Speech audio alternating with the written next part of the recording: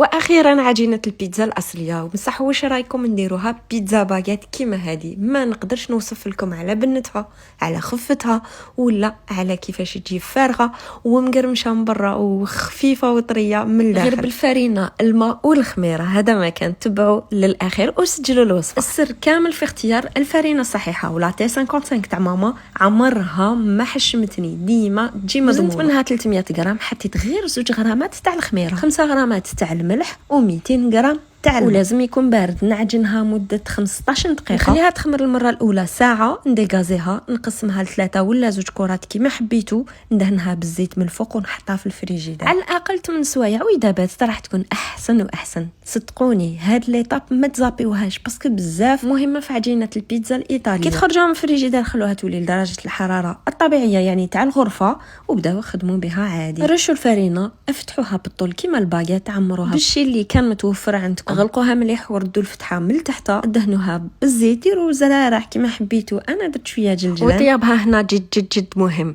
لازم يكون سخون الفرن ديالكم على اقصى درجه. من الاحسن يشعل من الفوق ومن التحت. سخنوا سنيوه ولا طاجين ولا عندكم الحجره احسن واحسن. دخلوها طيب وطيابها ما يتعداش 4 دقائق، وصدقوني احسن باغيت بيتزا تقدروا تاكلوها.